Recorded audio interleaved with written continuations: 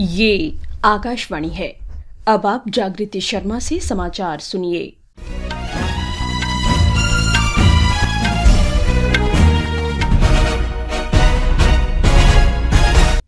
लोकसभा चुनाव के छठे चरण में कल 58 सीटों पर मतदान होगा।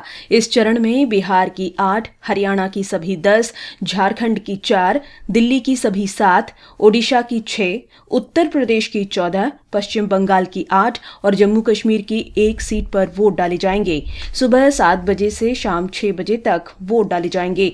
छठे चरण में प्रमुख प्रत्याशियों में भाजपा के वरिष्ठ नेता धर्मेंद्र प्रधान, मेनका गांधी, मनोहर लाल खट्टर, संबित पात्रा और बांसुरी स्वराज तथा मनोज तिवारी हैं। कांग्रेस की ओर से दीपेंद्र सिंह हुड्डा, कुमारी शैलजा, राज बब्बर और कन्हैया कुमार हैं।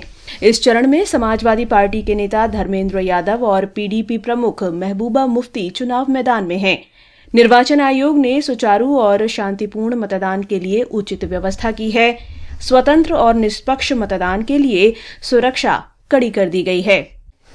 प्रधानमंत्री और भाजपा के वरिष्ठ नेता नरेंद्र मोदी ने कहा है कि पिछले 10 वर्ष में केंद्र सरकार ने देश के पर्वतीय और सीमावर्ती राज्यों में व्यापक विकास किया है और इन क्षेत्रों में सड़कों का जाल बिछाया है।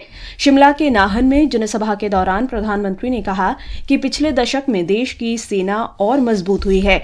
उन्होंने कहा कि आज भारत दुश्मन के घर में घुसकर हमला करने में सक्षम है।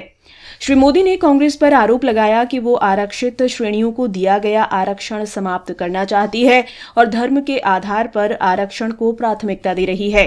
उन्होंने कहा कि भाजपा कांग्रेस की इस चाल को कामयाब नहीं होने देगी। प्रधानमंत्री ने कहा कि केंद्र सरकार ने सिरमौर जिले के गिरिपार क्षेत्र में हाटी समुदाय को जनजातीय दर्जा दिया और उनकी लंबे समय से जारी मांग पूरी की। प्रधानमंत्री ने प्रदेश कांग्रेस सरकार पर आरोप लगाया कि वो लोगों को झूठी गारंटी का झांसा देकर सत्ता में आई है। उन्होंने कहा कि केंद्र सरकार ने पिछले 10 वर्ष में हिमाचल प्रदेश को अनेक पैकेज दिए हैं। श्री मोदी ने दावा किया कि भाजपा ने देश भर में 3 करोड़ महिलाओं को लखपति बनाने की गारंटी दी है, जिससे हिमाचल की भी हजारों महिलाओं को लाभ होगा। उन्होंने कहा कि आने वाले दिनों में लोगों को मुफ्त बिजली मिलेगी और वे अतिरिक्त बिजली बनाकर अपनी आय भी बढ़ा सकेंगे। श्री मोदी पंजाब के गुरदासपुर और जालंधर में आज 2 रैली करेंगे। मुख्यमंत्री भगवंत सिंह मान जालंधर संसदीय सीट के लिए आम आदमी पार्टी उम्मीदवार के समर्थन में एक रोड शो करेंगे। कांग्रेस महासचिव सचिन पायलट का श्री आनंदपुर साहिब लोकसभा क्षेत्र में चुनावी सभाओं को संबोधित करने का कार्यक्रम है। श्रोमणी अकाली दल अध्यक्ष सुखबीर सिंह बादल ने होशियारपुर में कई जनसभाओं को संबोधित किया।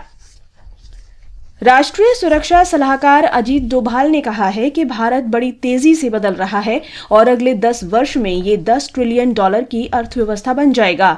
श्री डोभाल ने नई दिल्ली में सीमा सुरक्षा बल के 21वें अलंकरण समारोह को संबोधित किया। उन्होंने कहा कि तकनीकी रूप से भारत सेमीकंडक्टर, कृत्रिम बुद्धिमत्ता, विनिर्माण, रक्षा सहित कई क्षेत्रों में सर्वाधिक उन्नत देश होगा। श्री डोभाल ने देश की सीमाओं को सुरक्षित करने में बीएसएफ के योगदान की सराहना की।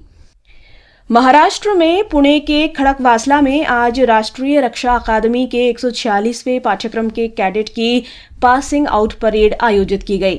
थल सेना अध्यक्ष जनरल मनोज पांडे ने परेड का निरीक्षण किया। अकादमी के पाठ्यक्रम का दीक्षांत समारोह कल हबीबुल्ला हॉल में आयोजित किया गया। हिमाचल प्रदेश केंद्रीय विश्वविद्यालय के कुलपति डॉक्टर सत्यप्रकाश बंसल समारोह के मुख्य अतिथि थे। पापुआ न्यू गिनी में आज भूस्खलन के कारण 100 लोग मारे गए। भूस्खलन की घटना ईगा प्रांत के काओ कोलम गांव में हुई। मृतकों की संख्या बढ़ने की आशंका है। आईपीएल क्रिकेट के दूसरे क्वालिफायर में आज शाम चेन्नई के एमए चिदंबरम स्टेडियम में सनराइजर्स हैदराबाद का सामना राजस्थान रॉयल्स से होगा। दोनों टीमों के बीच अब तक 19 मैच हुए हैं, जिनमें से सनराइजर्स ने 10 और राजस्थान ने 9 मैच जीते हैं। इसके साथ ही ये समाचार बुलेटिन समाप्त हुआ।